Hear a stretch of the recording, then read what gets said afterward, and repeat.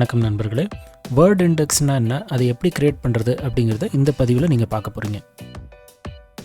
நம்ம சேனலில் சப்ஸ்கிரைப் பண்ணாதவங்க சப்ஸ்கிரைப் பண்ணிக்கோங்க. நம்ம சேனலுக்கு போய் மற்ற வீடியோக்களையும் பாருங்கள்.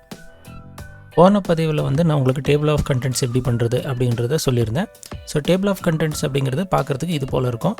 இதுவே வேர்ட் இண்டெக்ஸ் அப்படிங்கிறது பார்க்குறதுக்கு இது போல் இருக்கும். ரெண்டுத்துக்குமே நிறைய வித்தியாசங்கள் இருக்குது. ஸோ இப்போ டேபிள் ஆஃப் கண்டென்ட்ஸை பொறுத்த வரைக்கும் எந்த சாப்டர் எந்த பேஜ் நம்பரில் இருக்குது அப்படிங்கிறத குறிக்கிறது தான் டேபிள் ஆஃப் கண்டென்ட்ஸ்.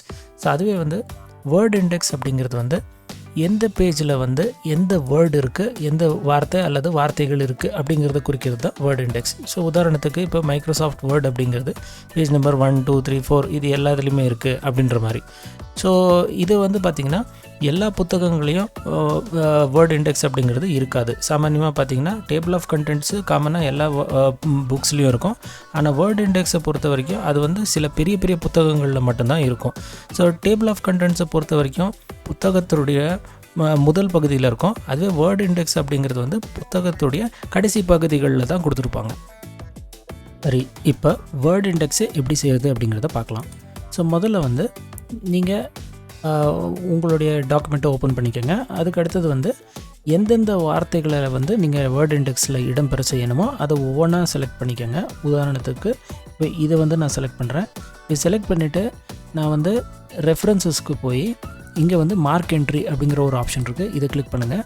ஸோ இதை கிளிக் பண்ணிவிட்டு இங்கே உங்களுக்கு ஆப்ஷன்ஸ் இருக்குது. மார்க்குன்னு இருக்குது, மார்க் ஆல் அப்படிங்கிறது இருக்குது. ஸோ ரெண்டுத்துக்கும் என்ன வித்தியாசம் அப்படின்னு கேட்டிங்கன்னா, இப்போ ஒரு வார்த்தை ஒரு பேஜ்லேயே இருக்கலாம் அல்லது மல்டிபிள் பேஜஸில் கூட இருக்கலாம். ஸோ எந்தெந்த பேஜஸில் இருக்குது எல்லா பேஜினுடைய நம்பரும் உங்களுக்கு தேவை அப்படின்றதப்போ நீங்கள் மார்க் ஆல் அப்படின்னு கிளிக் பண்ணலாம். ஸோ இந்த இனிஷியலி அப்படிங்கிற ஒரு வார்த்தை இருக்குது பார்த்தீங்களா, இது எந்தெந்த பேஜஸில் இருக்குது, பேஜ் நம்பர் 1ல் இருக்கலாம், 5ல் இருக்கலாம். ஸோ எல்லாத்தையுமே அதை ஐடென்டிஃபை பண்ணிவிடும். ஸோ மார்க் ஆல் அப்படிங்கிறத அழுத்தினீங்கன்னா அது எல்லாத்தையுமே ஐடென்டிஃபை பண்ணும். ஸோ வெறுமனே நீங்கள் மார்க்குன்னு கிளிக் பண்ணிங்கன்னா இந்த பேஜை மட்டும் அது குறிக்கும். ஸோ இப்படி நீங்கள் மார்க் ஆல் அப்படின்னு கிளிக் பண்ணிக்கலாம்.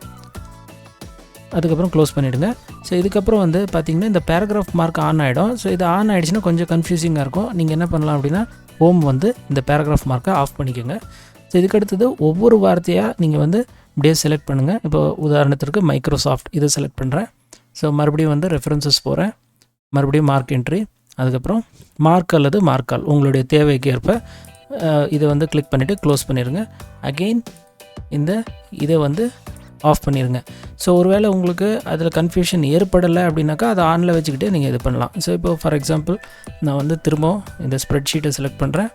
மறுபடியும் ரெஃபரன்சஸ் போகிறேன், மார்க் என்ட்ரி, அதுக்கடுத்தது நான் இதை மார்க் அப்படின்னு கிளிக் பண்ணுறேன்.